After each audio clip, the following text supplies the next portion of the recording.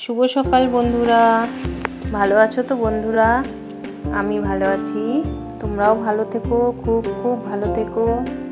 আজকে এই দেখো মাছগুলো সুন্দর সুন্দর খেলা, মাছের খেলা নিয়ে ছোট একটা ভিডিও নিয়ে চলে এসেছি। তোমরা প্লিজ স্কিপ না করে পুরো ভিডিওটা দেখে নিও ভালোবেসে। খুবই ছোট্ট ভিডিও। দেখো কত সুন্দর মাছগুলো খেলছে, ওরা ওদের মতো খেলছে, অনেক মাছ।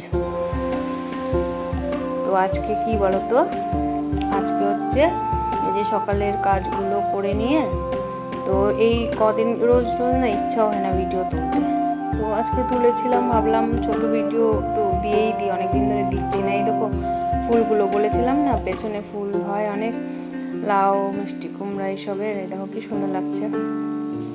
তো ছোট ভিডিও নিয়ে চলে এসেছি। আর দেখার আগে একটা লাইক করে দিও, কমেন্ট করে কিন্তু অবশ্যই জানিও কেমন হয়েছে। এই দেখো আমার বন্ধু চলে এসছে, তোর মেয়েও। তো ও আর আমরা খুব আনন্দ করছিলাম, গল্প করছিলাম আজকে দুপুরে। তো রান্নাবাড়ি করেছিলাম, ওরা খাওয়া দাওয়া করে এই যে যাচ্ছে। ওরা সকালেই এসেছিলো, তো এই যে এখন বিকালে চলে গেল বাড়িতে, কেননা বাড়িতে তো যেতে হবে। তো এই দেখো, তারপর আমি একটু ঘরের জামা কাপড় গুছিয়ে নিচ্ছিলাম। এত জামা কাপড় মানে এদিক ওদিক পরে অগোছানো হয়ে থাকে না, অসহ্য লাগে। আর ছেলে দেখো পড়ে, বই টই পড়ে দেখো কীভাবে ছড়িয়ে ছিটিয়ে রেখেছে। তো ওরকমই এমনি মাধ্যমিকের পড়া না, টেস্ট পরীক্ষা চলছে, তো প্রচুর পড়া, ও পড়তে পড়তে রাগ উঠে যায়, তো বই টই ওরকমই রেখে চলে যায়।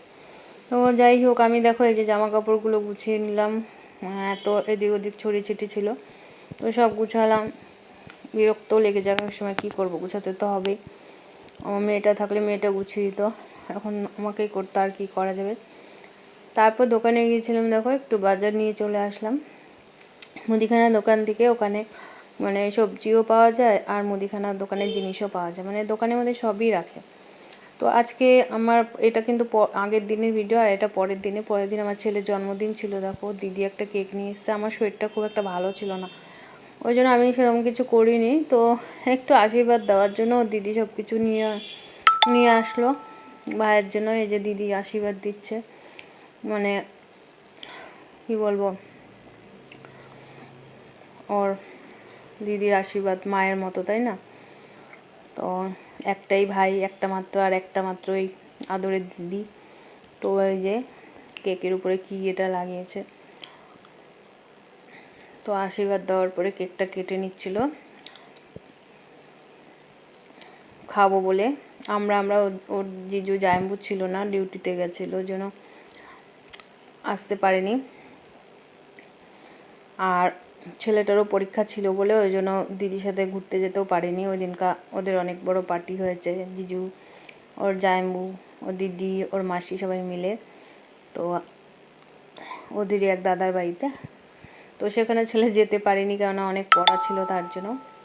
তো খুবই ছোট ভিডিও বন্ধুরা, আর আমার ছেলেকে সবাই আশীর্বাদ করে দিও, ও যাতে অনেক বড় জায়গায় পৌঁছাতে পারে, চেষ্টা করে তোমাদের আশীর্বাদে। তো নতুন বন্ধুরা সাবস্ক্রাইব করে পাশে থেকে বেল আইকনটা ক্লিক করে রেখে দিও, প্রেস করে দিও, তাহলে আমার ভিডিওগুলো নোটিফিকেশন তোমাদের ফোনে চলে যাবে। তো আজকের মতো এখানেই বন্ধুরা, আবার নেক্সট ভিডিও